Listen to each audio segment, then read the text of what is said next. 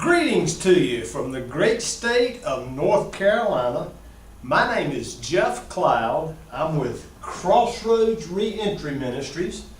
Who is Jeff Cloud?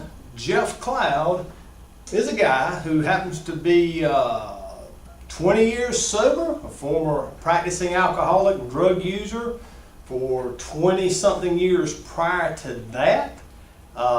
Today, helped many people, probably over my lifetime, thousands or tens of thousands in sobriety to get and stay sober. I teach substance abuse programs in jails and prisons. I am a former incarcerated guy myself, a couple dozen arrests back before I got sober. And now I think people would describe me as a successful businessman, a successful husband, a successful dad, a successful executive director of a charitable organization that does a lot of powerful work.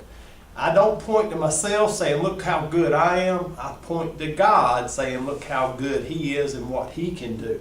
Because the best I could do on my own, my last year of alcoholism, and that lifestyle that went along with it, the arrest and everything else, was pass out, pee all over myself so much that the uric acid in my urine ate the lining out the bottom of my sofa and it falls out on the floor. Bam! That's how much I peed on myself, passed out. Night after night after night sometimes. But now, I hadn't peed on myself to my knowledge in sobriety, and then secondly to that, God has blessed me with a very great and successful life. And that's why I'm here to share with you what we have to offer at Crossroads Reentry Ministries. Crossroads Reentry Ministries, which by the way exists for no other reason than to help people leave behind the incarceration lifestyle and everything that goes with it. In other words, drug addiction, alcoholism, screwed up thinking, if you will, that doing wrong is right, etc., so on and so forth. If you've had enough pain, you're through with that, then what we're going to bring here in the DVD series, which by the way for this one is Reentry Part I of 4, and I'll talk a little bit about that here in a minute. But we exist at Crossroads for no other reason than to help people leave behind the incarceration lifestyle. How do you do that, Mr. Cloud? Well, basically what we do, we help with any God-honored need that somebody might have to leave that lifestyle behind. Jobs. I get hundreds of calls a year from people out of jail or prison. We work on the inside with people, and then we work with them when they get out. And basically what goes on, hundreds call me, half of them call, Mr. Cloud, I need a job. A third that call, Mr. Cloud, I need a safe, sober place to stay. In other words, I'm homeless, I'm at the shelter, I'm on the street, whatever the case may be. I ain't got nowhere to go, they ain't gonna let me come home, blah, blah, blah, blah. Basically, a safe, sober place to stay, which, by the way, we're going to talk about here today in DVD number 1 of 4, the Reentry DVD. Crossroads, give me a call when you get out. That number will be up there for all DVDs, 704-499-1332. Call when you get out. Don't call collect from inside. We don't take collect phone calls. Just going to waste your time. The reason we don't, one time there'll be $2, next time they're $22. They have no rhyme or reason how they do it. And we're a charitable organization, just like the Salvation Army is. Charity supports us, donations support us, and basically we have to watch our pennies and our quarters, and we can't afford to collect phone calls because, as you can imagine, there ain't a whole lot of people knocking my door down. Mr. Cloud, I just want to help people in prisons, and I want to help them when they get out of prisons. Let me give you a bunch of money. That ain't happening. But now, for example, if you're looking for feeding the homeless children, many people will donate to that. And that's a good cause, not knocking it, but just basically saying the donations don't come flowing in. That's why we don't collect phone calls. But when you get out, call us for any God-honored need that you got. You can write us, and the only time we suggest really writing us if you don't have a good, safe, sober place to stay. When you get out, you need to start that process about 5 months before you get out. Write us, and in many cases, most cases, we believe we're able to help you with something of what's available there. Particularly in North Carolina, we got that covered. We are from North Carolina, the Charlotte, North Carolina area. But that address to write us is Post Office Box 861, Huntersville, North Carolina, 28070. Again, Post Office Box 861, Huntersville, North Carolina, 28070. 070, okay? That's where you could write us. And really the only thing you can kind of handle before you get out is having a place to go when you get out. Don't write us and say, Mr. Cloud, I want a job. Call us when you get out. We'll be able to point you to places that can help you get a job. Now, today we're going to look at Reentry Part I, Safe, Sober Places to Stay. What we've done here at Crossroads is we have made 3 tracks of DVDs. The first track basically was what was called A Job and The Job. A Job, just something to put money in your pocket, but it helps people with records get jobs, and it helps them well. The Job, what does God call you to? What are you going to get way more fulfillment out of? Okay? And that's what that track looked at, and it had 5 DVDs in it. That was what we call job track, if you will, A Job and The Job. The second track we did, very important for people to stay out of jail or prison, was sobriety. There was 8 DVDs in that one. Primarily steps-based, and you may or may not have gotten those tracks. Different places, different incarceration facilities may order different combinations. Some of them, maybe all they want is the job track and the reentry track. Or somebody else may want the job track and the sobriety track. Or somebody may get all 3. So I don't know exactly what you've gotten. And it could be that the reentry track's all you're getting, these 4 right here. But realize we bring tons of help to people as they're getting out of jail or prison. Any God-honored need that'll help them stay out of jail or prison. And of course, half the calls we get are for jobs. 1/3 of the calls we get, safe, sober places to stay, which we're going to talk about today.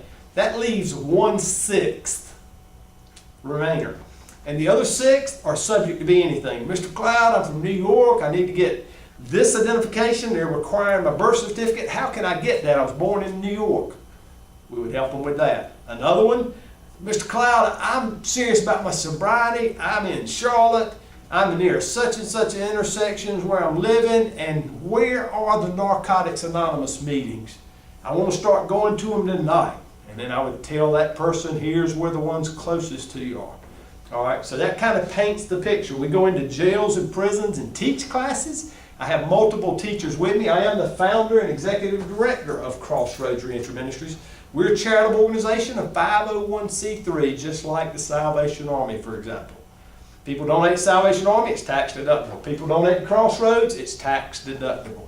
We are a charitable 501c3 organization. Of course, we exist for another reason and help people leave the incarceration lifestyle behind. If you've had enough pain and you want to leave it behind, plug in with us. Now, I can share this with you. If you don't want to plug in with us, you ain't had enough pain yet, go run the old game. At best case scenario, all there's going to be to it is more pain. I know that from personal experience, and I know it from seeing other people as well too. That lifestyle only leads to 3 places: jails, institutions, and death. Okay? Jails, institutions, and death. And we're here to help you with life and life more abundantly, because that's what God wants us to have. All right. That's enough of the introduction, but I had to give you a little bit of an introduction extra here just in case this is the only track you're getting, the reentry track.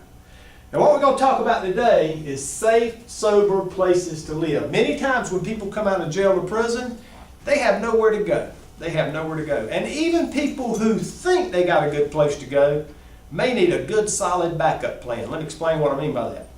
All good parachutists know they're going to carry 2 parachutes up with them in a plane when they jump out. They got a primary and they got a reserve. Why? Because landing safely on the ground is very, very important. The first one doesn't work, we got the reserve, we still land safely on the ground. It's the same way with housing or a place to live. It's very, very important and very, very key to staying out of jail or prison. Okay?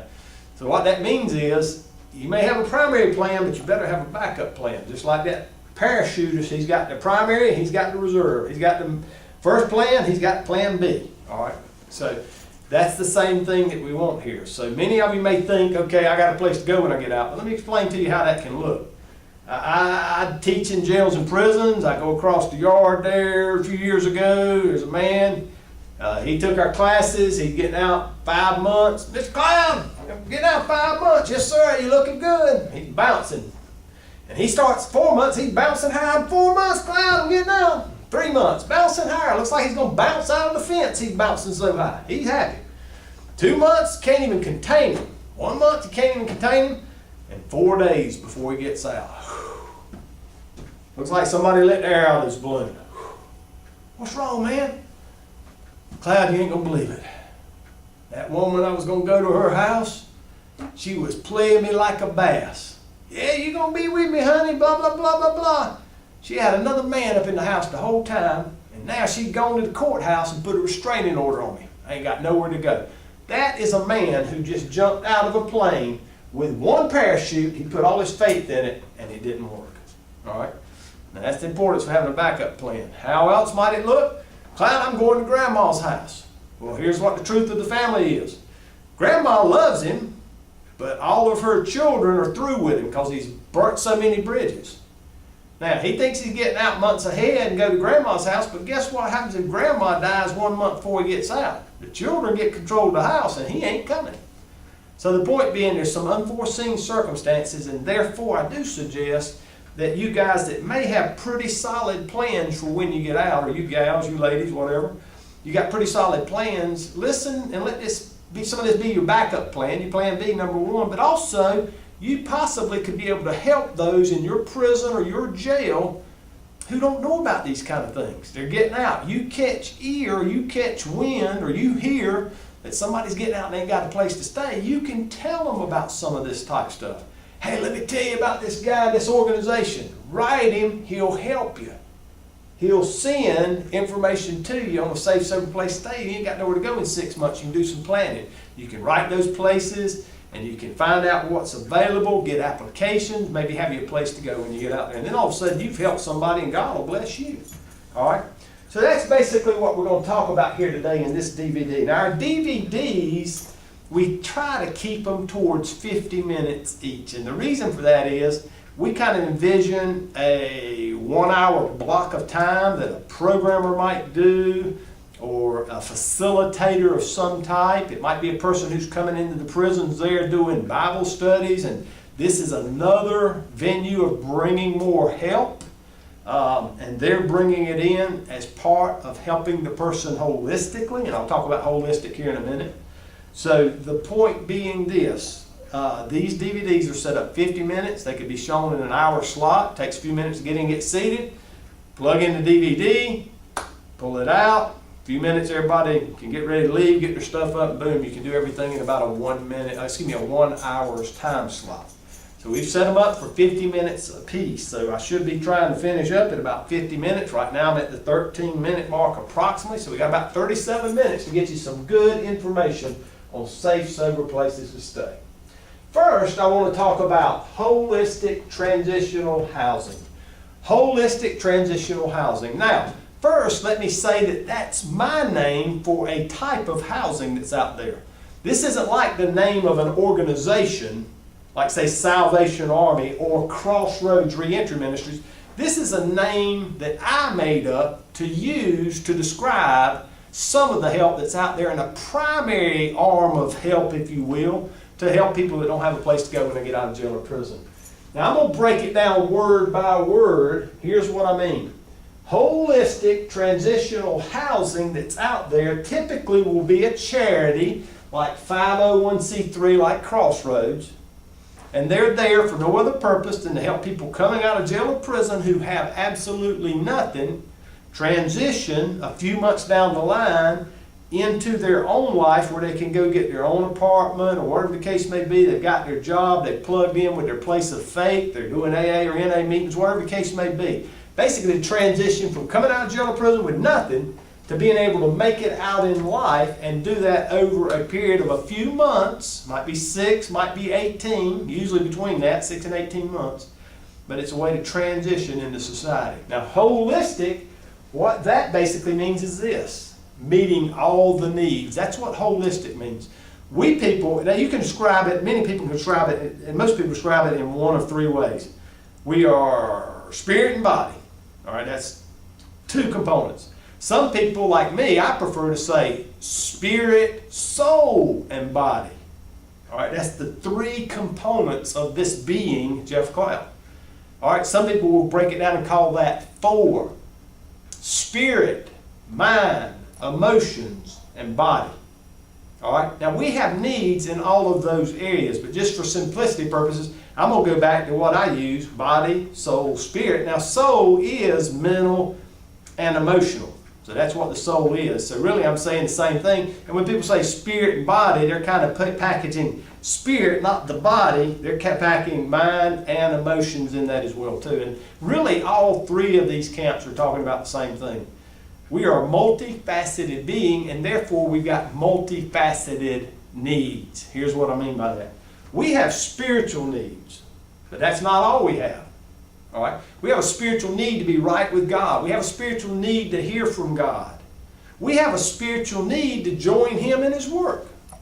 We have a spiritual need to bring Him glory. All those are good spiritual needs, no doubt about it. But guess what? If I don't physically eat and I don't physically drink some water, I'll die here on earth. That's just a law of nature, if you will. Now, I do have need for food. I do have need for drink. You have need for food. You have need for drink. That affects the body. The mind and the emotions, for example, the mind, we need to increase our knowledge. Yes, that's a good thing, okay? We need to put the right things in our mind to live the right way. That is a mental need. Emotional, we all have the need to love and to be loved, okay? All of these are needs. Now what happens at a holistic transitional housing ministry, they are going to meet the needs of the man. Now I used to run one of these when Crossroads first started up for a couple of years, had a heart attack towards the tail end of that second year, and nobody backing me up, had to close it down. But here's how the picture would look. Man writes a few months before getting out. He tells us the stuff he's been doing. He's taking AA, NA, he took the GAD, all that stuff. He gets quote-unquote accepted through our application process. He's getting the day he's getting out. The programmer calls up, Mr. Cloud, we're going to let him out the gate at 2 p.m. today. I'd show up at the gate, we'd pick up the man, we'd carry him back to our holistic transitional housing location. One of the first things we had to do, stop at the Walmart, get him his toothpaste, his deodorant, those personal effects. Another thing, when he got there was food for him to eat. Okay, you see, we're meeting the needs of the entire man. We would go over the house rules, the expectation. We would tell him things like this: tomorrow we're going to start working on getting you a job. If you get the picture, we're starting to meet the whole needs of the man. We would stop by a clothing mission or ministry, if you will, or charity, and we would pick him up 8 or 10 changes of clothing so that he would be able to function or live in society. But that's basically what they're trying to do, meet all the needs of the person. Now, that's a true blessing for somebody to come out and ain't got anything. Let's say they burnt all their bridges in the past, no family, no friends are going to take them in. They got nowhere to go when they get out. Of course, people coming out of jail or prison typically don't have money, okay? They typically don't have money. So that is one true blessing. But that's why they exist, to meet the holistic needs of someone. And that's what we point people to at Crossroads who have this housing need. One of them, while they're incarcerated, don't know where they're going when they get out. This is one major branch, if you will, the tree for housing that we point them to, okay, and we help them with. What's out there that does this kind of thing, okay? Now that's holistic. There'll be many times, as a matter of fact, I typically only find Christian organizations that do this. I'm not familiar with any other types of organizations. Maybe there's secular ones or whatever the case is, but generally I find Christian organizations that do this kind of thing. And of course they are very much about working with the spirit of the man as well too. Support, mental, emotional support, surrounding him with good solid people, good solid men, for example, or women if it's women for a holistic transitional housing ministry.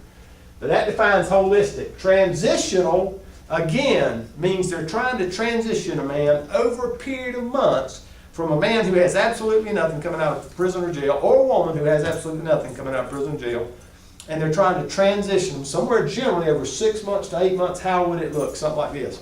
The man comes, he gets a job, or the woman comes, they get a job, say at month 1, the end of the first month, they got a job.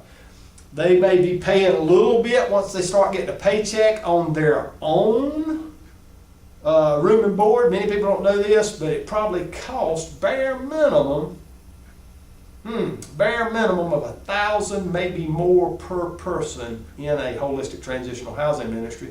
And typically they only charge about half of that. So the person is paying about half of their way. Now, what that enables them to do, if they're getting half from the man or the woman, there's some responsibility. They're taking some of the responsibility of their own life. And if they get two of them, they're paying half. Now they got enough to bring another person in. And that's what they're basically trying to do. Be as efficient as possible with the charity, but yet the person contribute to their own success and advancement. Okay? And that's key. That's a need too. That's a need too. Nobody needs to be a leech. God made us humans. He created us in His image, and His image is super powerful. Leeches in society probably need to be snuffed out, quote unquote. But you know what picture I'm meaning there. He's not designed us to be a leech. He wants us to advance in life, and this is a great way to do it. All right, the transitional part, again, first month maybe they're getting a job, they start paying a little bit, but what's happening also is this ministry will probably have them do a forced savings account. It works like this. You're forced to save so much of it. Now, if you don't obey the rule, get out of the house, you're gone, okay? But if you force savings account, what goes on is basically this. They're looking 6 months to 18 months down the line, hopefully having you with a savings account that's big enough to go out there and pay the deposit on the electricity, the deposit on the rent, the deposit on the gas, the deposit on the water. You get the picture. That takes a lot of money, several $100s. To have enough money to get I call it a fishing car, a good used car to drive back and forth to work.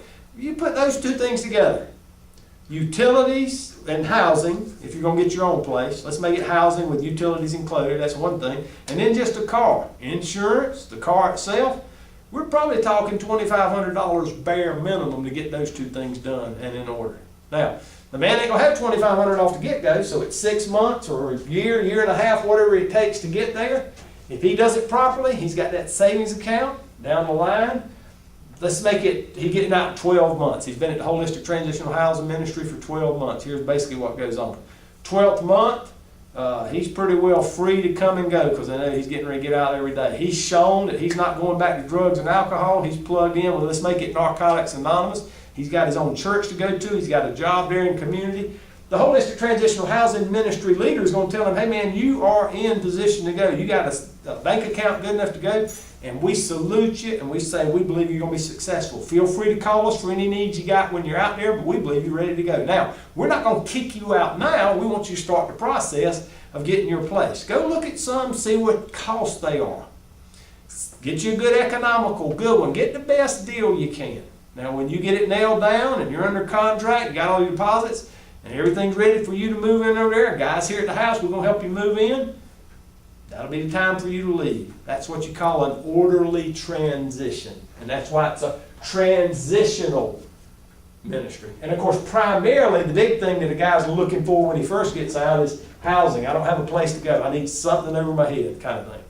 So the point being, that's Jeff Cloud's name to describe these types of organizations. And I'll just give you a picture. In North Carolina, I've discovered 7 or 8 for men, 2 or 3 for women that specialize in this for only people coming out of jail or prison, and they do great work. Not perfect work, but great work. If the person comes in, puts themselves under the authority and into the system, their life will advance dramatically, okay? Now, that is a picture of a holistic transitional housing ministry. How can somebody find them? In North Carolina, write us, preferably 4 or 5 months before you get out.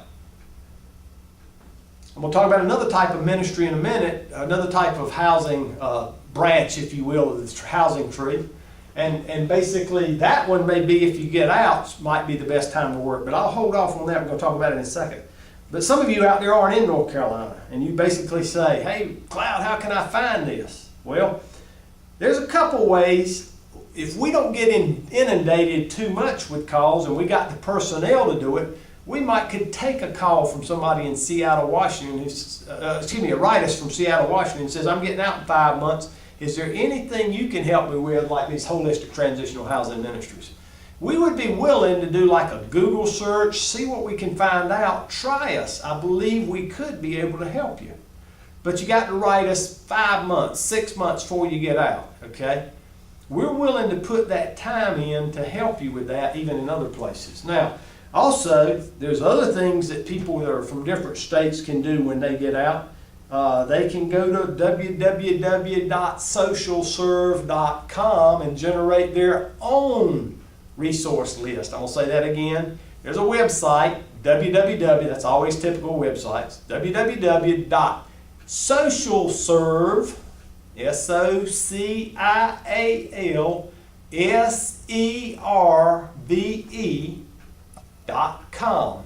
Socialserve.com. www.socialserve.com. What that does is that lists all the charities in the United States of America that's 7 months or older, and the reason they ain't got the 7 months or newer, it takes a while to get them into the system. But basically, you can get them by county, zip code, or even state. Let me explain what I mean by that. Who would need to look at all the charities in a state? Maybe South Dakota. My understanding is South Dakota is smaller than the city of Charlotte that I live in. Now, they may have to look long and hard to find some good help. Safe, sober places to stay, the charities that would do that. But they can go find those places on socialserve.com, and I'll give you an example of what it'll show. Rotary in Des Moines. All right? Whatever the case is, Rotary Club. We know the Rotary Club's not going to be providing help we need coming out of jail or prison. That ain't what they do. PTA, Parent-Teacher Associations, are nationwide. That's for children in school, blah, blah, blah. So the bottom line is we know those aren't the real places that will help us. But let's say there is Joe's Soup Kitchen. All right? There's a soup kitchen. It's a charity. If I'm in Des Moines and I need help getting food that day, that'd be a great charity to look at. But what I can do, I explore it, I can Google it, there's all kinds of things. But on the inside, if you haven't got a safe, sober place to stay, feel free to write us at Crossroads. Again, Post Office Box 861, Huntersville, North Carolina 28070. All right? Now, that was one major branch of the housing tree for people to have when they get out. I want to talk about a second major branch, and that second major branch is this: Oxford houses. Oxford houses. What is an Oxford house, Mr. Cloud? The best way I know how to describe an Oxford house is to call it a sober house. Oxford House is a charitable organization like Crossroads, except I believe they have like 1,200 houses nationwide. And here's their purpose. Their purpose is for having a place for people to go to who are serious about their sobriety and they need a safe, sober place to stay. They need people who are serious about sobriety to connect with, and they still have the freedom to go out during the day and look for work. Now, our previous one, we talked about holistic transitional housing ministries. They typically will help a man get a job, but sometimes a man comes there and he may not be able to do anything the first month simply because they're wanting to, quote unquote, inoculate him into the system. Now, at an Oxford house, on the other hand, the safe, sober places, you're free to go wherever you want to during the day kind of thing. Generally, they expect you to go to an AA, Alcoholics Anonymous, or Narcotics Anonymous meeting. Now, who does this work for? Oxford houses want people who are serious about their sobriety and the sobriety of whom they're going to live with. Now, if you're not serious about your sobriety, you're going to get out there and run the game. Run the game. I guarantee you there'll be more pain. Best case scenario, more pain. Like I say, the game, the one we used to run, leads to jails, institutions, and death. All right? But for those who are serious about their sobriety, and many guys in jail or prison have been through substance abuse programs into jail or prison because our substance abuse, alcoholism, drug addiction, many of us, matter of fact, when I was getting an assessment one time, approximately 1988, they're sitting there looking at all these arrests I had. Probably by then I had 20 arrests or whatever. And they'd say, Mr. Cloud, what about this arrest? And what about that arrest? And what about this arrest? And every time I was answering, well, we were drinking, and she'd stop me and say, do you catch something here? Every one of these arrests is drinking, and you don't think you got a problem with alcohol, all right? Now, many people are in jails and prisons because of drug-related stuff. And they'll tell you, I don't have a problem with drugs. Guess what? If we're in jail or prison because of drugs, we got a problem with drugs, all right? Just to be blatantly honest. They may be in denial, person may be in denial. I was in denial for a long time on my alcoholism. I had no problem. You know. But anyhow, Oxford houses are there for people who are serious about their sobriety. Now, how might it look for an Oxford house? Typically, Oxford houses wait and work with you when you get out, okay? They don't hold a bed 3 months out. They don't hold a bed 2 months out. Why? They want to do a personal interview with the person who wants to come to an Oxford house. But let me give you a typical scenario of how an Oxford house plug-in might look. All right, let's say there's an Oxford house. They typically put them in middle-class neighborhoods. They typically have about 4 bedrooms, 2 or 3 baths, full baths, and they will put 2 men, for example, if it's men, or 2 women if it's women, men and men, women and women houses. You don't have a house of mixed ones. All right, and they will put them, let's make this one men. 8 men are in one house, or the room for 8 men. But let's say one guy, he worked out his sobriety, he's gotten grounded, he put his savings account back, he's gone and got his own place. He's doing what he's supposed to be doing. All right, that leaves a space open. Now, you call up the Oxford houses, and I'll talk in a minute how you can get in contact with them when you're out. But you call up and you say, hey, I'm interested in coming to the Oxford house. I'm serious about my sobriety. They may say, okay, we have our typical house meetings, of which we will do interviews if they have a bed open, on Tuesdays at 6:30 and Saturday mornings at 9 o'clock. All right? So you got to make one of those 2 to do an interview. And let's say you make the one Saturday morning at 9 o'clock. Well, you go in, they've got 7 people currently living there. Let's say that 4 of them make the meeting. Others got other stuff going on, working, whatever the case may be. Visiting grandma 2 states over. But anyhow, there's 4 of them in there. Here's what they'll do in that interview. Okay, Mr. Cloud, you want to come into an AA meeting, Oxford house? Tell us, how are you going to stay sober? Now, if I go in there and say, man, I'm just strong-willed, I'm going to make it. Alcoholics and addicts know we try to fight alcoholism, drug addiction with our will, and haven't been able to beat it, all right? We ain't willed it away. We have to have God's help. But now let's say Cloud comes in and he says, I'm going to be looking to you guys, the guys who live here, because y'all are already going to AA and or NA meetings, and I know that's going to be key to my sobriety, so I'm going to go with you guys, if that's all right with you. If you're headed down on bus, you already know where the meeting is, I'm going to get plugged in with you. You say, Cloud, be downstairs at 7:15. We're going to walk 12 minutes to the bus stop. We're going to hit the meeting. We'll get there about 20 till 8. Meeting goes 8 to 9. We typically leave 9:40. We're back at the bus stop 10. We get back home at 10:22 or whatever the case is. I'm going to be there.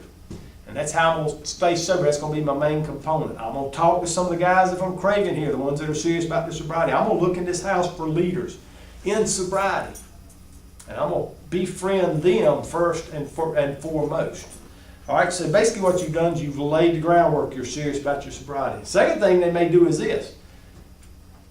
How can you pay? Well, sir, I can't pay. I just got out of prison. I got nothing. But I know a guy and an organization, Crossroads Reentry Ministries, that has a lot of help for people with records to get jobs. I've heard success stories, how quickly they can get people jobs. One man, 96 felony arrests / convictions, got him not 1 but 2 full-time jobs the first month he was with them. Another man calls at 7 o'clock one night. He works Crossroads Reentry Ministries, get a job with a record system, and he has a job less than 24 hours. Multiple felon, by the way. So this guy will share the system with y'all, and I offer accountability. You guys can check with me twice a week. I'll be working 40 hours a week, bare minimum, to get my job. And I'm going to be working that system and maybe some help from other organizations that help people get jobs as well, too. And you're more than welcome. Once a week at our house meetings or twice a week, I'll sit down and show you. Here's what I did the last 3 days. And I'm going to bring you evidence. I ain't just going to talk. Because as we know as alcoholics and addicts, everybody can talk a game, but it's evidence that's going to be the truth. All right. Here's the evidence. I went out and looked at 22 put in 22 applications for places to flip burgers on Albemarle Road. And here's what I got. 18 cards from managers or assistant managers that I talked to fill out the application. 4 of them didn't have cards. I got 3 menus from those places. One place, the manager didn't have a card, nor did they have a menu, so I got a package of salt from that artist. 22 pieces of evidence right here that I went by those places and did what I said I did. Boom! What an Oxford House will do is this guy's serious about sobriety, he's serious about getting a job, and they'll let him stay there for a few weeks as long as he's looking hard for getting that job and he doesn't have to pay. All right? So that is super powerful. Now his big gig during the day is going to be go get that work. Till he gets a job, then it's going to be working. In the evening, going to meetings, serious about his sobriety. And what would he do himself? He'd put back his own money so that maybe 6 months to 18 months down the line, he could get out of an Oxford House. He could get out of an Oxford House. Okay, so that paints a general picture of Oxford House. All right, that's how one would get in. Now, how might they kick one out? Well, they would take a vote, of course, to vote one in. They'd say, Mr. Cloud, after those 4 were there on that morning, I told them about how I was going to stay sober. If you'd step out, we're going to take a vote, and you won't be able to hear our vote, the individual votes, but we'll let you know. And they got a little rule that takes 75% of their people to say yay to get in, 75% to kick them out. 75%, let's say all 4 of them they vote. Cloud seems pretty serious about his sobriety, and this is the kind of guy our organization, Oxford Houses, likes to help walk in sobriety. So I vote him in. The rest of the guys 4-0. They vote him in. Cloud's in. But how might they kick Cloud out? 2 weeks later, 3 o'clock in the morning, he's banging in to the house. Boom! Boom! You know, banging off the walls. They have a little house meeting there next morning. Cloud, what are you going to say about banging off the walls? Man, I was tired last night. Grandma died. I just accidentally slipped. I mean, I hadn't any sleep, nothing to eat. They might give me the benefit of the doubt. 2 nights later, I'm banging in off the walls. What happened, Cloud? Well, my aunt died. I was down at CMC, the medical hospital, all night. They'd take a house vote. Cloud got too many people dying. Doesn't sound like it's the truth. And all 4 of them vote me out. Well, then, boom, Cloud's kicked out by a vote. Because they know the game. They're not going to dope test you. But bottom line, you're running the game, staying out too late all night, not going to meetings. That's how one gets voted out of an Oxford House. So it's kind of a democratically run house, okay? It's not, quote unquote, one person. There may be one that serves as a house leader, and he's the liaison between them and a higher level person who's serving the organization. But it's not like a charitable organization where there is one founder, one executive director like Crossroads. It's more along the lines the guys in the house kind of run the house. How can one find one? Namely, how can you find an Oxford House? When you get out, there is a website.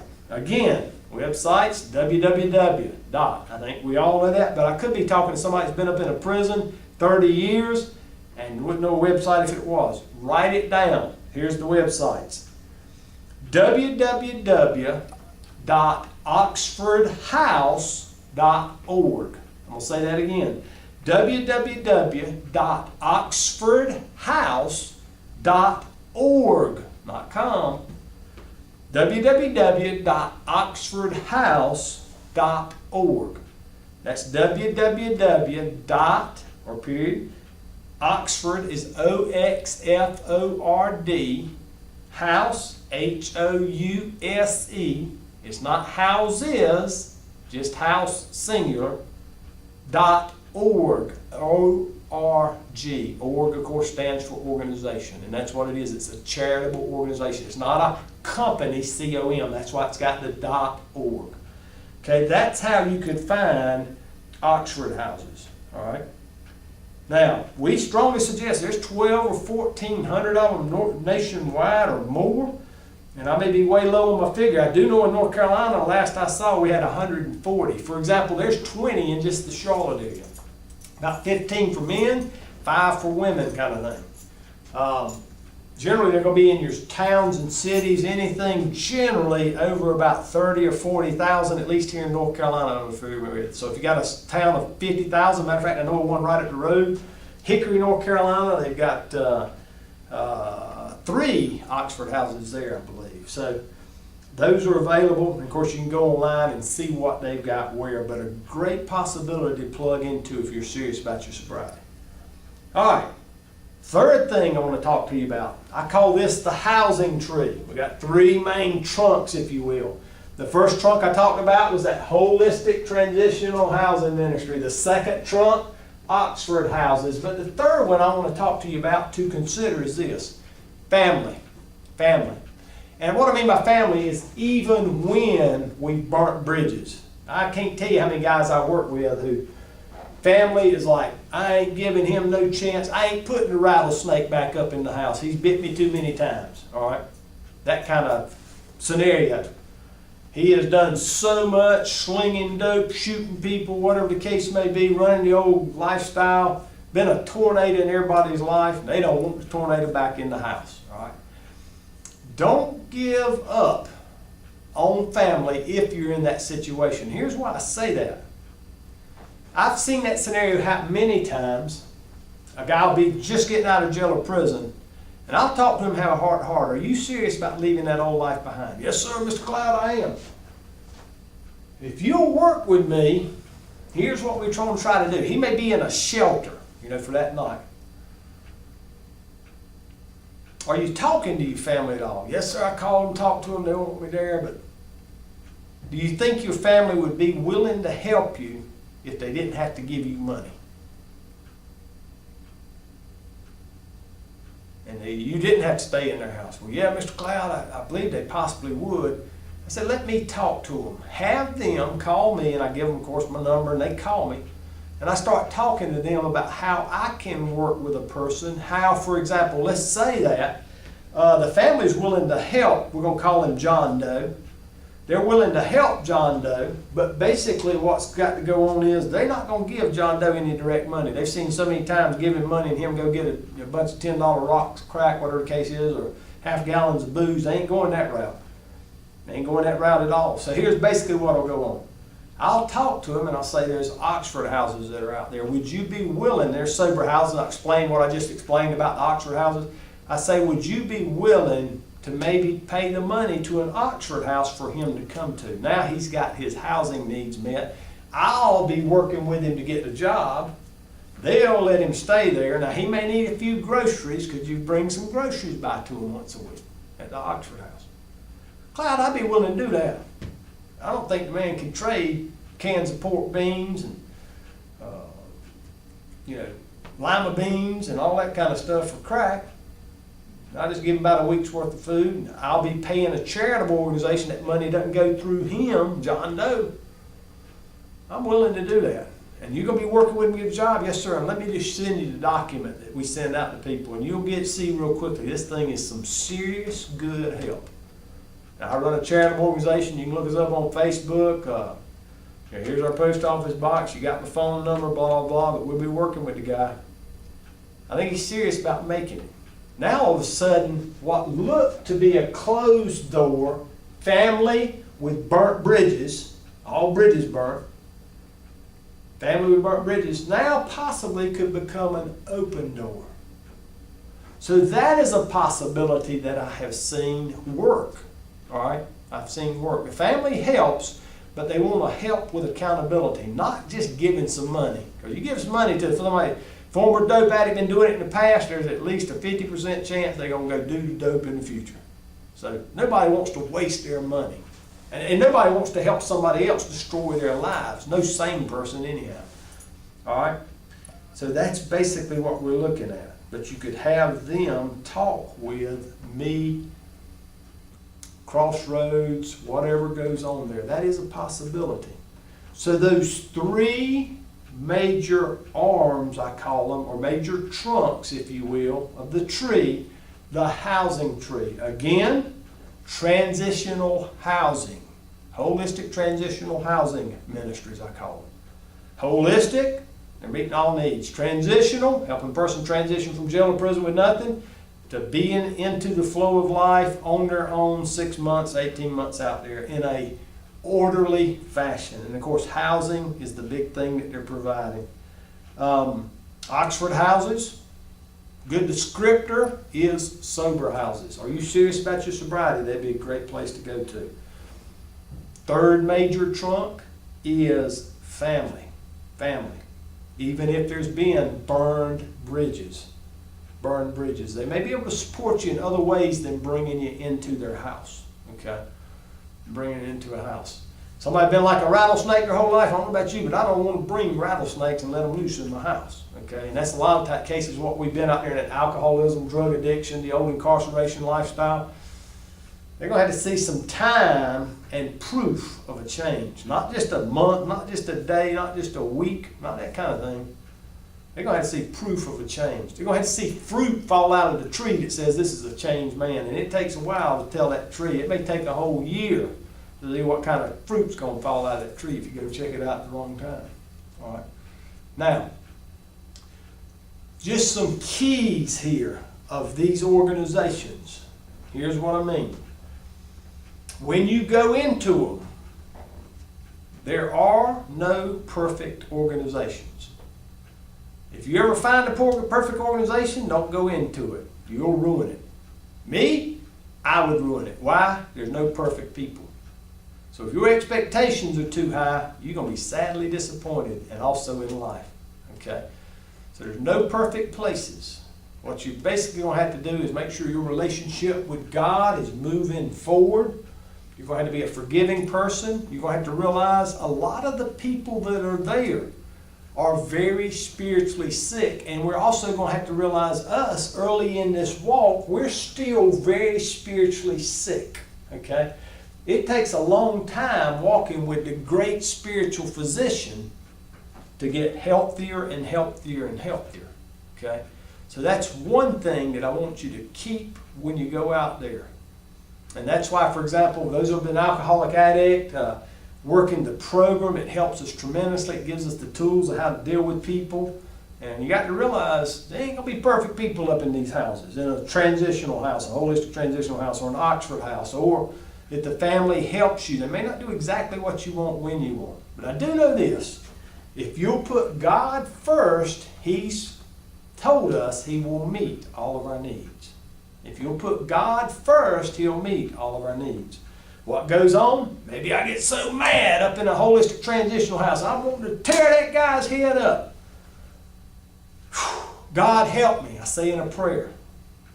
And it's like His Spirit says, go outside. And I go outside, and it says, go beat the leaves out there on the tree. Not the tree, go beat the leaves. Bam, bam. I go box the leaves. Now, sit down on that rock. I'm sensing God's Spirit say this to me. God, you know He did me wrong. The Spirit might say, have you ever done anybody wrong? Yeah. You like being forgiven? Yeah. Forgive him. Let's move on. God, I can't forgive him by myself. You got to give me the power to do it.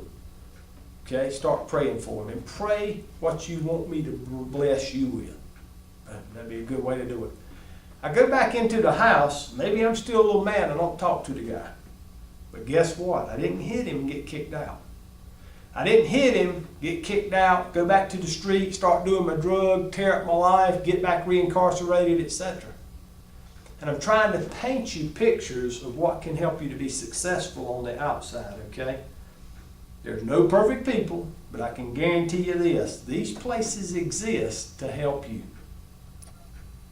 And if you'll put yourself under their authority, and that's key in life. Two major things that will work for us in life is listening and put ourselves under the authorities. All right? And what I mean by that is my ultimate authority, of course, is God. And God even tells me, the ones that get to tell me what to do are the people I serve. What are your needs? Mr. Cloud, I need a job. Boom. Here I go helping him get a job. And he just got out of jail or prison. But when I serve the proper authorities, whatever that might look like, life goes great. Doesn't mean I ain't going to have problems. No, this is not a perfect life. But the point being this, that sets the stage out there, if you will. And I want to encourage you with that. Keep God first. He'll meet all our needs. Do we need housing? Do we need a place to stay? Do we need jobs? Guarantee we do. But we get those when we keep Him first position in our lives. We go self, it's a mess. And I know it's true in my life as well as true with all those whom I've seen before. Okay, what we've gotten, what we've done so far has been DVD, Reentry Part 1, the first DVD. Next DVD, we're going to look at some other needs. How do you find resources? In the next few DVDs, we're going to look at how do you have life skills to make it on the outside. So I basically call this kind of hard and soft life skill, or hard and soft resources, if you will, for re-entering society coming out of an incarceration facility. Hard resources would be like, how do I find places to stay? Soft resources, how can I have good relationships? And we'll talk about some techniques of how to do that, okay? So that being said, I'm going to close in the same way that I try to end a lot of my DVDs. We've been blessed. Let's go be a blessing.